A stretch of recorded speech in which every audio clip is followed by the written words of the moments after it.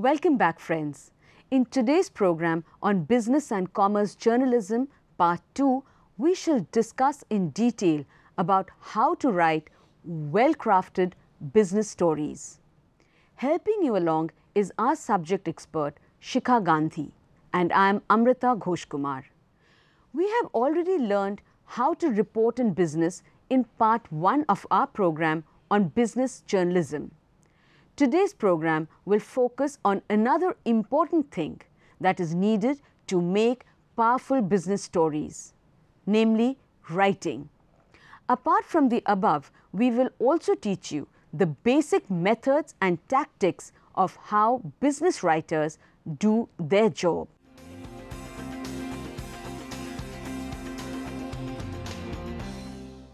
How to create compelling business stories is the first topic.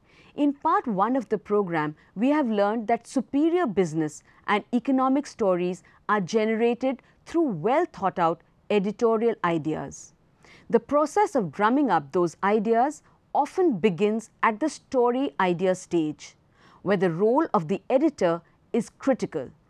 As we have discussed in Part 1 of the program, brainstorming your idea with your editor at the conceptualizing stage, where an outline of key elements for developing the story is documented, really helps in writing a good business story. Now we take you forward from the stage where you have all the ingredients required for writing a business story. The writing process, as we know, goes through a number of stages, including the first draft stage, as we all know. But even before you reach the writing stage or the first draft stage, make sure to include these guidelines for coming up with compelling stories on business.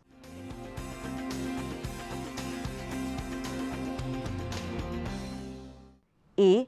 Disclose virtue of human face. It is very important to repeat the fact that all developments in business and economics for which you work on are all about the people and nothing else. It is like saying any business and economic coverage must target people. For instance, reporting data on rising inflation becomes meaningless unless it shows you how it makes difficult for the ordinary person to make ends meet. So, your business story can give a human face to inflation by including how a random public survey has revealed that urban families are finding it hard to have 3 nutritious meals in a day after the recent inflation rise.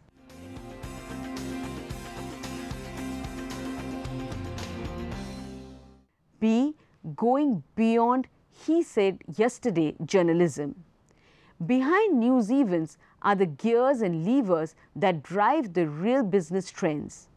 To discover what is really going on, you must make every effort to practice beyond he said yesterday journalism.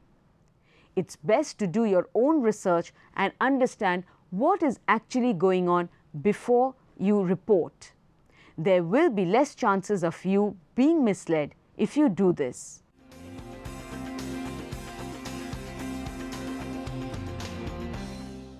C. Avoid the single source syndrome. The so-called single source syndrome, or SSS, can be very harmful to business and economic news, especially where competition is stiff or in an environment where shoddy deals are rampant in both private and public sectors. Let's take an example here. You have a scenario where a municipal corporator blames a contractor for allegedly building a substandard ward school. Would it be right to write a negative story against the contractor going by this account? No. A balanced story should by all means include the version of the contractor as well. This is what we call good journalism. Let's take another story. For example, a lead story in the newspaper business section says that operators of small and medium-sized enterprises, or SMEs, in the country now have a reason to smile as a local bank has introduced a new product that will enable traders to get quick loans with less strict conditions. Reading through, the story presents all exciting details the audience would wish to hear.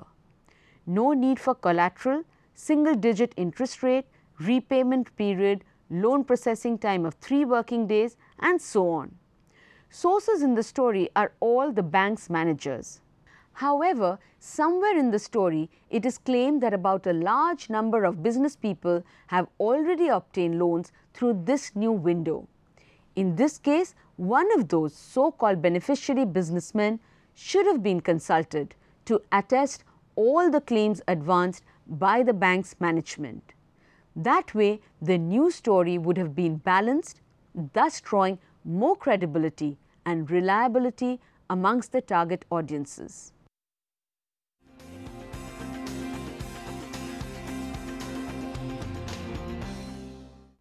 D. Dramatize trends. Dramatizing business stories and giving them a suspense angle really works.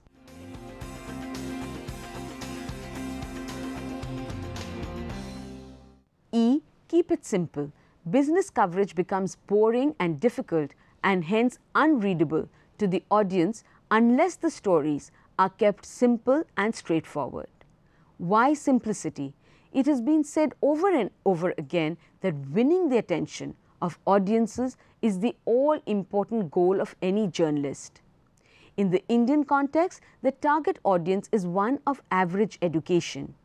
Yet, even the more sophisticated readers and spectators are interested in getting news rather than a rehearsal of hard topics in economics, business and finance previously learned in colleges. If economic and business news becomes boring and hard for the average audience to comprehend, in the final analysis, no one will be able to associate oneself with the course of reported economic or business events. So, simplicity aims at enabling target audience to understand, make informed decisions about their present and forecast the economic climate. And it is those decisions that lend legitimacy to business journalism. What else is of prime concern to a business journalist writing his or her first business story? Here are some pointers. Clarity, paying attention to statistics. Accuracy, putting numbers in the right context. Using symbolic language. Targeting majority audience.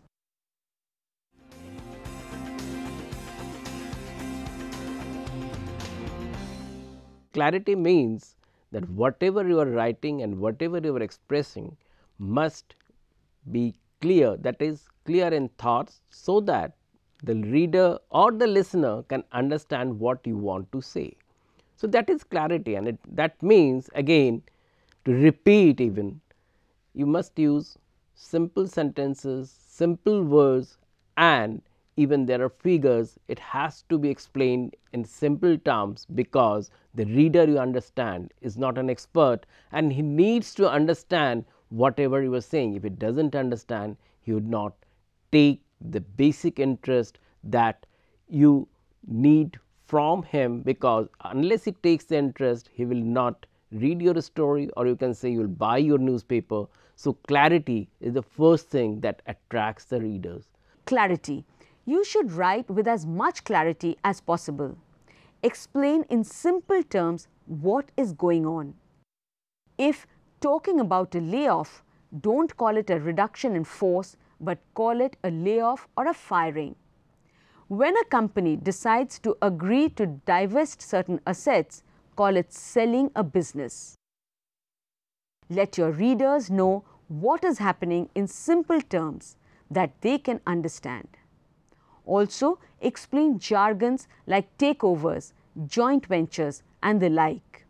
And ultimately, write about issues that will attract the widest audience.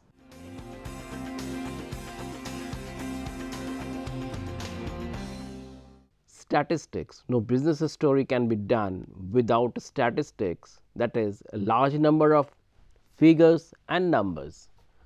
Now, statistics is something that if you put in not in proper context, it may look out of touch, out of context, and not easily again would be understood by the reader, number 1. Number 2, if you put too much of statistics and too many of them, a reader may get confused and he may not like to read it, but once again you must remember, howsoever he may be a chief executive or anything, again he is a lay reader, he knows many of the things perhaps, or even if he does not know, he would not like to get enmeshed in statistics again and again. You need to pick up statistics which will explain your story in a better way than cluttering with lots of statistics which nobody would understand.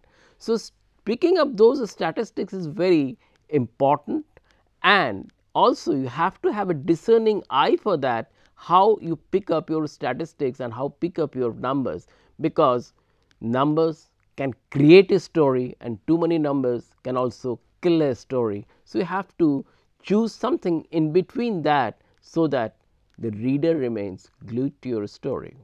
Paying attention to statistics. Let it be absolutely clear that numbers and statistics are just raw materials to the business and economic reporter. They serve the purpose of lending authority and precision to news articles. And that's all. Statistical information is meant to inform business journalism and hence not an end itself. Hence, as a general standpoint, figures, important as they are to most business and economic stories, become a source of irritation to a targeted audience when too much of statistics are used to report an article. The trick is to choose some figures or state them across a range to facilitate the audience's understanding. A rule of thumb is to rewrite to eliminate figures by 3/4 in a statistic-rich story. The most important dictum to remember is the fact that news stories are not meant for sources, rather the readers, listeners and viewers. The experts and academicians and other financial institutions who have compiled the data may be more interested in them, but the audience will be put off and intimidated by all that detail. The average audience is interested in some figures that will help one understand and project some trends, and hence make decisions as market participants.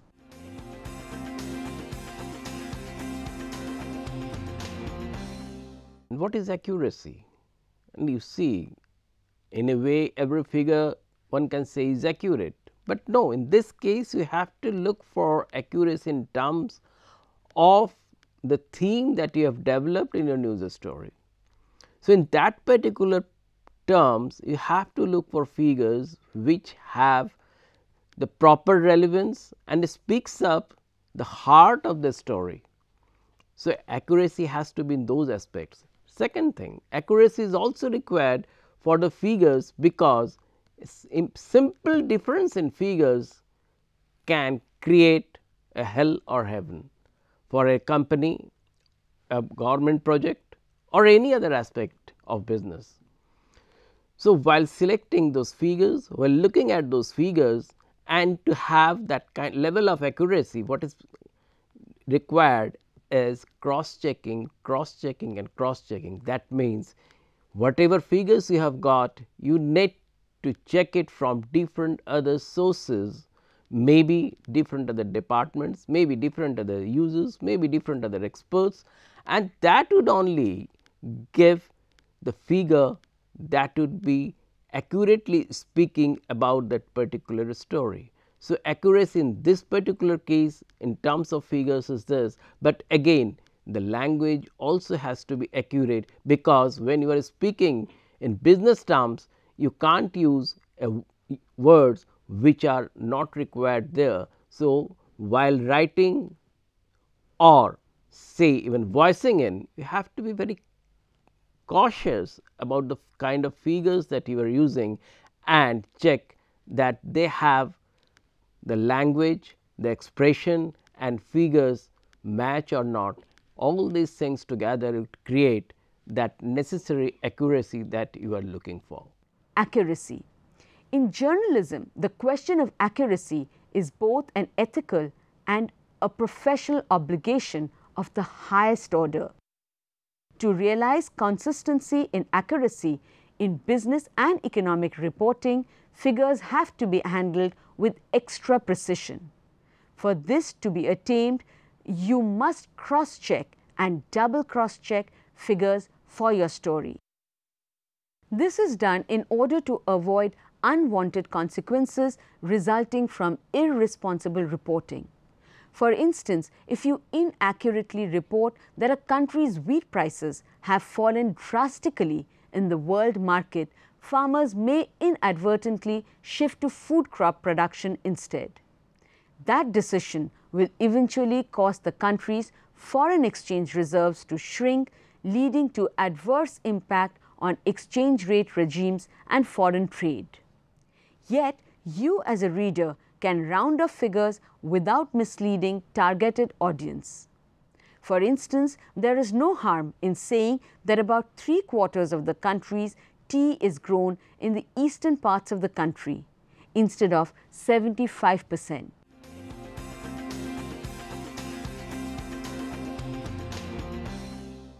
Put numbers in the right context. Even when numbers are used sparingly in business reporting, an article becomes lifeless if it fails to project some form of momentum in business or economy. After all, figures and statistics are not used for their own sake, but for the aim of proving to the audience that some movements, say in certain economic sectors or lines of business, have factually occurred or are about to happen in certain directions.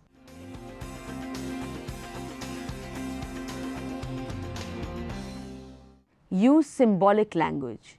Bringing humans face and color to business and economic story may necessarily require the journalist to use figurative language right from the lead paragraph.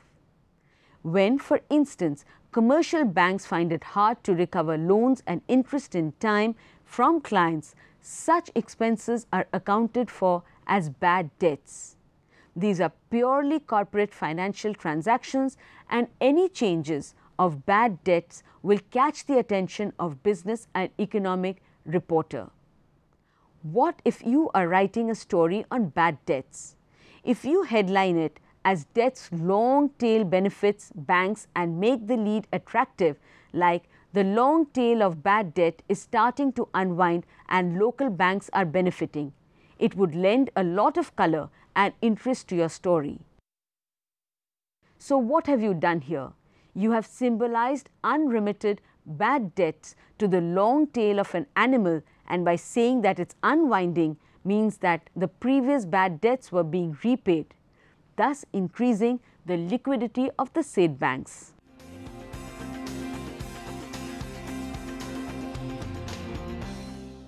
Target majority audience. Another writing skill to ensure that your business story becomes humanized is to manipulate the lead in such a way that the thrust focuses and appeals to the majority section of the targeted audience. Let's take an example here.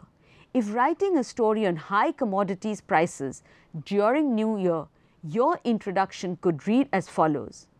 As Indians join the rest of the world to celebrate the New Year, high commodity costs are making many families unable to do much shopping as it was a year ago.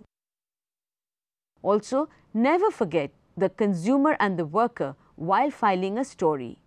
Without workers, companies would not be able to produce, and without consumers, there would be no one to whom companies could sell. The best business writers don't lose sight of this fact and write stories for the employees and the consumers of a company. To sum it up, in order to ensure business and economic stories are humanized, you should strive to put yourself in majority target audience's shoes and try to project choices and trends from their perspective. It is like drama, and practice will make it perfect.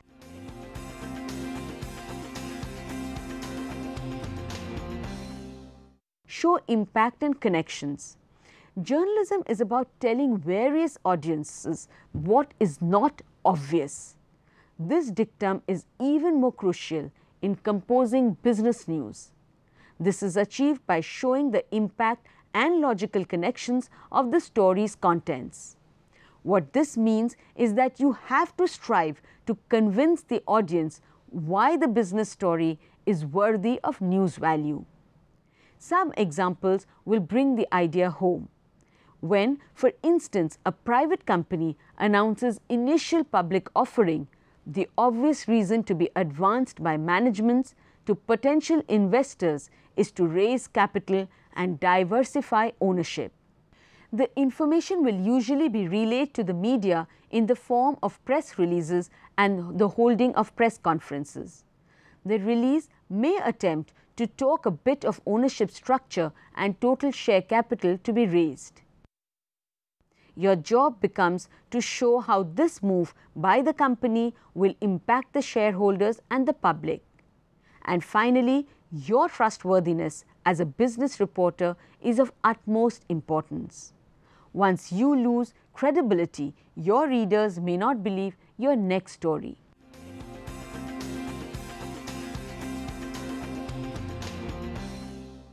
Writing a business story. Before we start talking about writing business stories, let's make it clear at the outset that clear and appealing business news can only be attained right through the rigors of the news gathering processes. Once you mess up with sources, definitions, terminologies, and technical aspects of the news article, the sub-editor or chief business editor can do little, if not nothing, in rescuing this situation. Clarity is of utmost importance for a business journalist, as we have explained in the previous section. But how do you achieve it? Read your story out loud after writing it to your peer and ask if he or she comprehends and understands the story. If the answer is a no, it means that you have work to do before you can show the story to your editor. Business and economics journalism is not that different from other forms of journalism. Reporters and editors mostly cover events that have already happened rather than what is about to happen. They also have a tendency to rely on official and business sources rather than on person on the street interviews. This is partly because of the incorrect perception that most of the people who read business news are from the worlds of money and business. This tendency in business news gathering is the primary source of problems in this field of journalism. Business sources will often use complicated words and terms during the interviews. As a result, if reporters present them raw as spelled right from the technical sources, finally coverage becomes boring, confusing, and subsequently this leads to communication failure. So your first task is to try as much as possible to avoid usage of business and economic jargon while filing news articles, because they complicate, if not break down, communication. Yet it so often happens that you may sometimes have no room to keep out expert speak in your business news story. So what do you do then? There are two ways of safely getting away with this challenge. First, while gathering news in the field, humbly accept George Eliot's saying that ignorance gives one a large range of probabilities. If sources use difficult terminologies, pin them down to explain what they mean or imply right during the interviews while still in the field. Remember, it is absolutely imperative to define terms and jargons and even provide more in-depth explanations just in order to drive audience into an understanding. Alternatively, ask the sources to translate their jargons for you in simple language that will be useful to readers. Secondly, back in the newsroom, consult business dictionaries or share what you think is jargon with the editor in order to forge an understanding. Some jargons may not readily be available in popular dictionaries, hence it is useful to develop an in-house reference guideline for business jargons. Depending on the kind of information you have obtained, you have to make a call on deciding what kind of a story you want to do. Traditional stories can include long and short investigative stories, features, breaking news, opinions, and so on.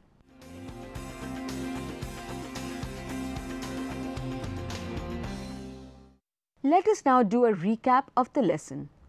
Business writing can and must be interesting to the reader. While the readers are looking for good business coverage, it is your job to give them that, which means good journalistic writing, adherence to basic writing rules and guidelines, and an in-depth understanding of business and economics and its impact on the common man. Also, the stories have to be accurate, devoid of rumor mongering, and should be timely in order to ensure the value of the story. You can also mention the sources if you are permitted to do so, and confirm the information by double checking before writing the story. The language should be reader friendly, clear cut, and devoid of too many numbers and jargon wherever possible. The aim is to communicate the message to the reader, and hence the emphasis should be on the right words and meaning. Knowledge of key business terms like revenue, earnings, and profit and loss is critical to writing a business story. You surely can't afford to mess these terms up, so look up these terms before you sit down to write your first business story, as misusing business terms can cost you your credibility. This has been the primary teaching from today's program. That's all for today. Thank you and goodbye.